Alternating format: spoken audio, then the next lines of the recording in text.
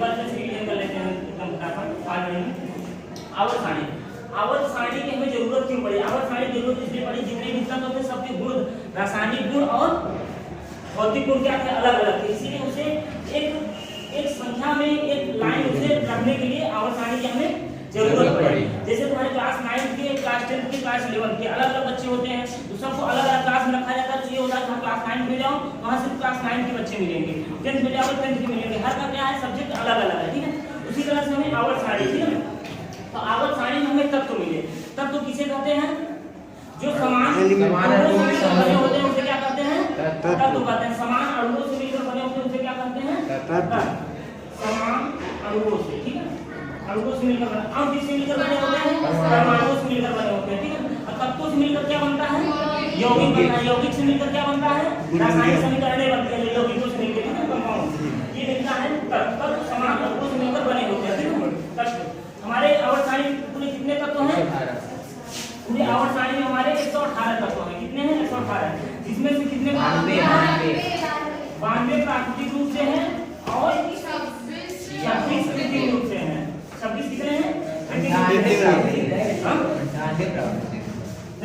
बात नहीं, तो कृत्रिम कितना दिया है? 20 नहीं 26। 92 प्राकृतिक है, 26 कृत्रिम है, किसी किसी बुक में अलग अलग दिया गया है, ठीक है। तो ये हमारे तत्व थे 92 प्राकृतिक, 26 कृत्रिम, जैसे रेडान वगैरह जो थे ये सब कृत्रिम रूप से थे। उसके बाद ये आवर्त सारणी हमारे क्या होते थे? धातु, अधातु और उपधातु पाए जाते थे। धातु, अधातु और उपधातु। कितने धातुएं होती थी? 91 धातु होते थे। अधातु कितने होते थे? 20। अधातु 20 होते थे और उपधातु 60। ये जो उपधातु होते हैं बीच में जो है ये क्या है? Boron, silicon, germanium, arsenic, antimony, टेलेरियम। ये तुम्हारे धातु और धातु को क्या करते हैं? अलग करते हैं। धातु और धातु क्या करते हैं?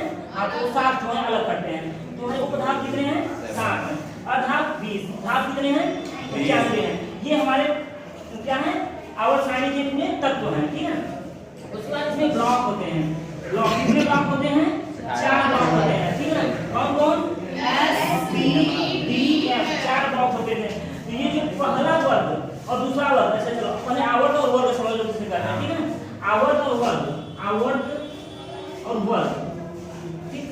आवर्त और पहले इसका वर्गीकरण देख लेते हैं हम लोग, ठीक है।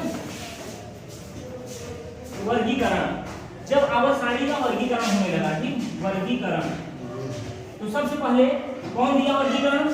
सबसे पहले धातु और धातु के आधार पर कौन अलग किया? वर्जीलियस। वर्जीलियस ने धातु और अधातु के आधार पर क्या किया? काट दिया। अधातु के आधार पर अलग किया, ठीक है, धातु और धातु के आधार पर। उसके बाद कौन आए? उसके बाद डोबेराइन ने, डोबेराइन ने कौन सा नियम दिया? त्रिक नियम। डोबेराइन, डोबेराइन ने कौन सा नियम दिया? त्रिक नियम दिया, ठीक है। त्रिक नियम क्या था?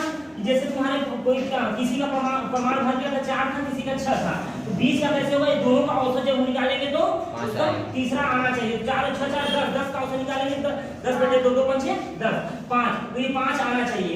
तो कुछ दूर तक ये गया, उसके बाद ये सर्टिफाइड नहीं हो पाया, ठीक। तो डोबेराइन का भी क्या हो गया? गलत हो गया। डोबेराइन ने कब दिया था? 1827, ठीक। डोबेराइन ने दिया, उसको डोबेराइन के बाद कौन आया? न्यूलैंड ने आया। कौन आया? न्यूलैंड। अष्टक का नियम दिया। न्यूलैंड ने कौन सा नियम दिया? अष्टक का नियम। ये किस आधार पर दिए? संगीत का जो गुण होता है, सारे गामा पाधानी, सारे गामा पाधानी के आधार पर दिए। ये कौन दिया? न्यूलैंड ने दिए। अष्टक नियम से क्या कहते हैं?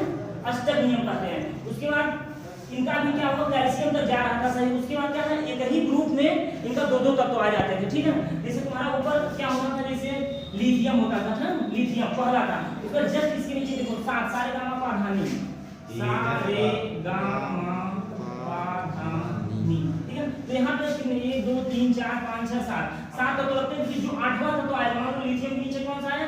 सोडियम आया। तो इसके नीचे जो सोडियम आया, जो इसका गुणधर्म होगा वही इसका भी गुण होगा।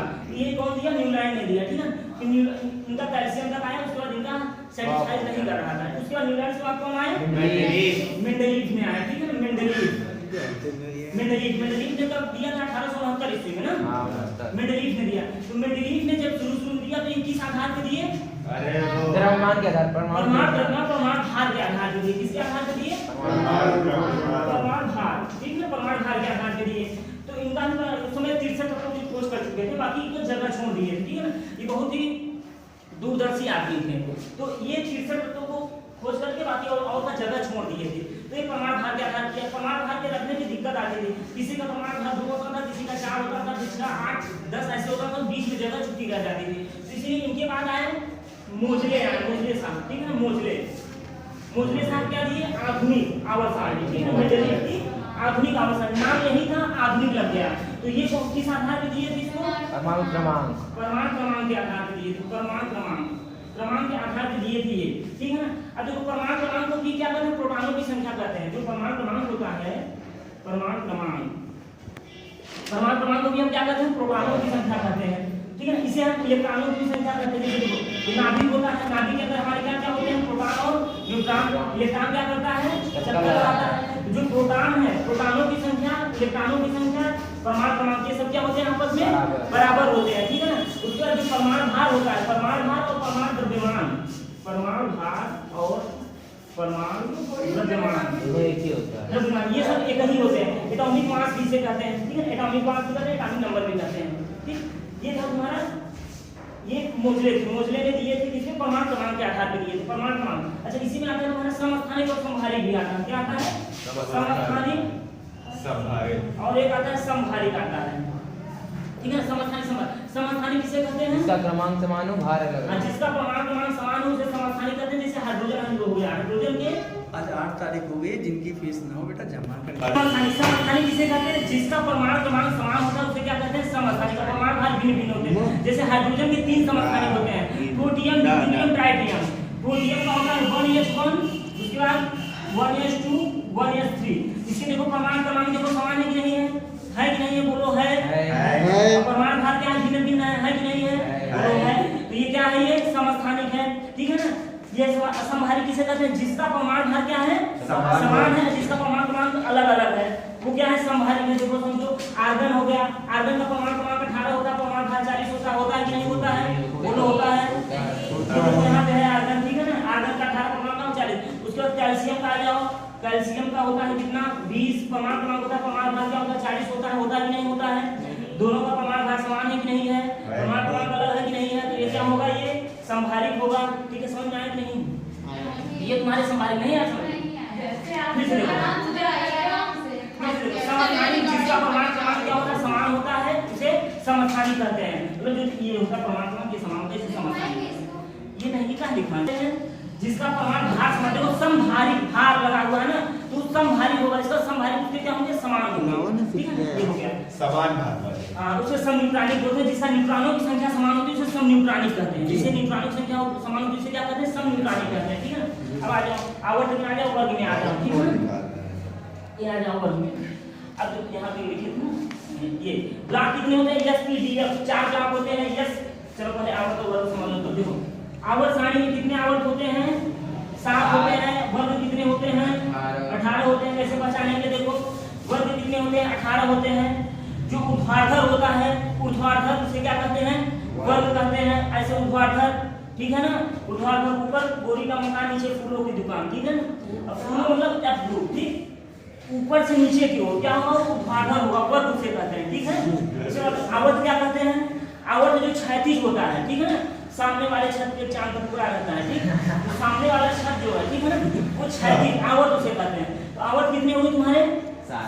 7 हुए। वर्ग कितने हुए? 18। समझ रहे नहीं? आवर्त में हम सीधे चलेंगे और उसके बाद वर्ग में हम नीचे उतरेंगे। और वर्ग जैसे वर्ग हमेशा स्क्वायर में होता है, तो ये स्क्वायर में 2 के 2 ऊपर रहेगा ना, तो सीधा ध्यान देना वर्ग ऐसे होता है, ठीक। वर्ग और आवर्त दोनों हो गए हमारे।